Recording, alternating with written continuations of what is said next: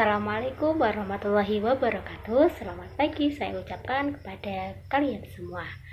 Perkenalkan, kami dari kelompok 1 yang beranggotakan saya, Janatun Trilestari. Di sini kami akan memaparkan hasil diskusi kami yang berjudul Konsep Dasar Manajemen Pendidikan di Sekolah. Langsung saja kita akan masuk kepada pembahasan konsep dasar manajemen pendidikan di sekolah.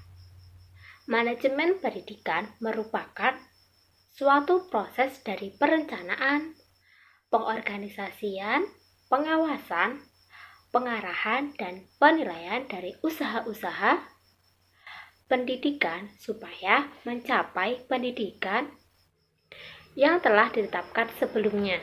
Atau definisi dari manajemen pendidikan merupakan suatu bentuk dari kerjasama antar pihak-pihak pendidikan demi mencapai target-target pendidikan yang telah ditetapkan sebelumnya. Selanjutnya, pengertian manajemen menurut beberapa ahli. Yang pertama yaitu menurut Syarif pada tahun 1976, pengertian manajemen pendidikan merupakan segala usaha untuk memberdayagunakan sumber-sumber material maupun personil secara efektif dan efisien untuk menunjang tercapainya manajemen pendidikan. Selanjutnya yang nomor 2 yaitu menurut Sutisna pada tahun 1979, pengertian manajemen pendidikan adalah keseluruhan atau proses yang membuat sumber-sumber material maupun personil yang tersedia dan efektif bagi tercapainya tujuan-tujuan bersama di bidang pendidikan. Kemudian yang terakhir yaitu menurut Dejaman Satori pada tahun 1980, keseluruhan proses dari kerjasama untuk memanfaatkan sumber-sumber personil maupun material yang tersedia dan sesuai untuk mencapai pendidikan yang telah ditetapkan secara efektif dan efisien.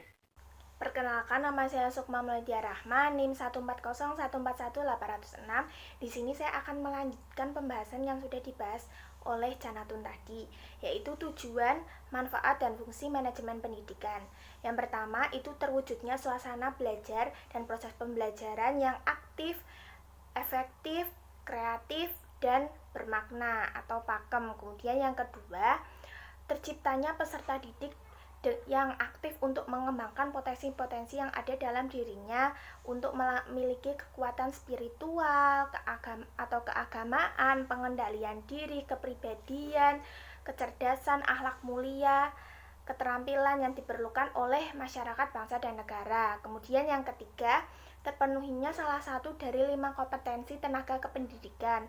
Kemudian yang keempat, tercapainya tujuan pendidikan secara efektif dan efisien. Kemudian yang kelima, terbekalinya tenaga kependidikan dengan teori tentang proses dan tugas administrasi pendidikan. Selanjutnya, saya akan menjelaskan mengenai fungsi dari manajemen pendidikan itu sendiri. Yang pertama, ada planning, organizing, staffing, directing, loading, motivating, directing, controlling, dan reporting. Lalu, apa itu planning atau termasuk budgeting?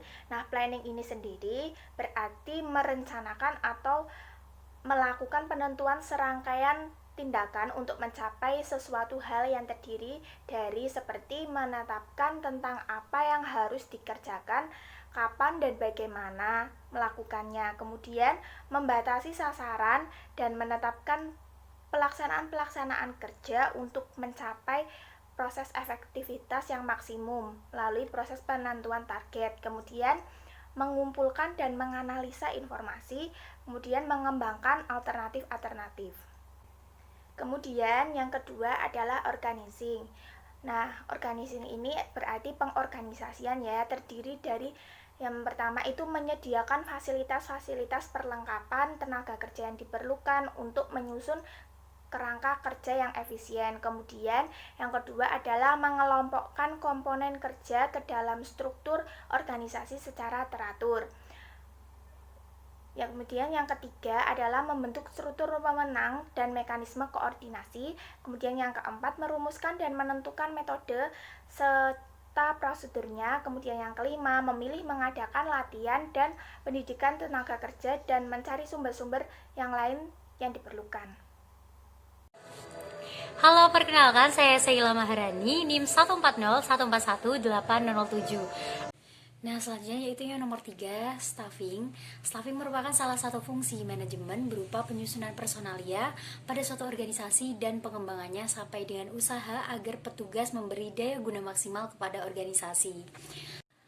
Dilanjut nomor 4 yaitu directing. Nah, directing itu merupakan fungsi manajemen yang berhubungan dengan usaha, memberi bimbingan, saran, perintah-perintah atau instruksi-instruksi kepada bawahan dalam pelaksanaan tugasnya masing-masing bawahan tersebut, agar tugas dapat dilaksanakan dengan baik dan benar-benar tertuju kepada tujuan yang telah ditetapkan sebelumnya.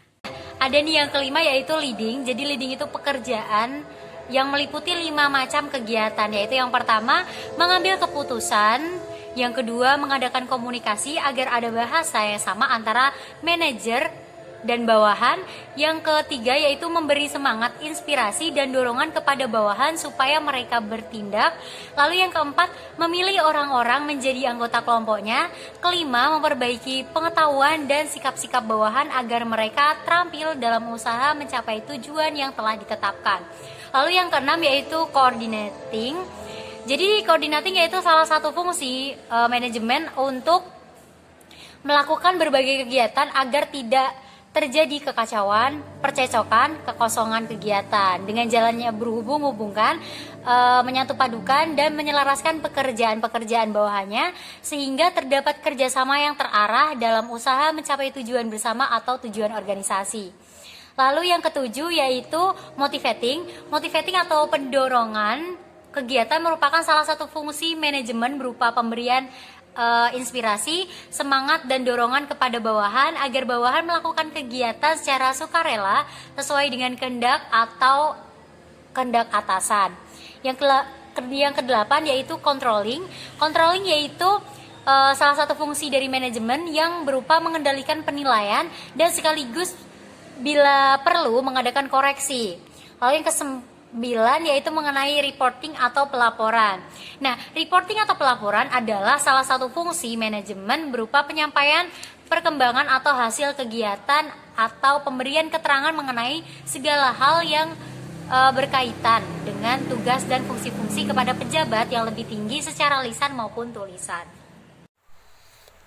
Baik, selanjutnya saya akan melanjutkan peran kepala sekolah dalam manajemen pendidikan. Sebelumnya, perkenalkan, nama saya Selvina Pakage, NIM 1401418444. Kepala sekolah merupakan pemimpin pendidikan yang sangat penting karena kepala sekolah berhubung langsung dengan pelaksanaan program pendidikan di sekolah. Berikut ini adalah peran kepala sekolah dalam manajemen pendidikan. Yang pertama, manajer sekolah. Manajer sekolah dibagi menjadi ada 3 cara. Yang pertama, mengadakan prediksi masa depan sekolah, misalnya tentang kualitas yang diinginkan masyarakat. Melakukan inovasi dengan mengambil inisiatif dan kegiatan-kegiatan yang kreatif untuk masyarakat. Yang ketiga, menciptakan strategi atau kebijakan untuk menyukseskan pikiran-pikiran yang inovatif tersebut. Yang kedua, kepemimpinan sekolah. Yang ketiga, administrator sekolah. Yang keempat, supervisor sekolah. Yang kelima, pemberdayaan guru. Yang berikut kegiatan manajemen di sekolah dasar. Komponen-komponen tersebut menjadi beberapa gugus substansi pendidikan, yaitu yang pertama, kurikulum atau pembelajaran, komponen-komponen manajemen. Yang kedua, kebihasiswaan. Yang ketiga, kepegawaian. Yang keempat, sarana dan prasarana. Yang kelima, keuangan. Yang keenam, lingkungan masyarakat. Nah, itulah tadi pemaparan dari diskusi kelompok 1. Sekian dan terima kasih telah menonton video dari kami. Saya akhiri, wassalamualaikum warahmatullahi wabarakatuh.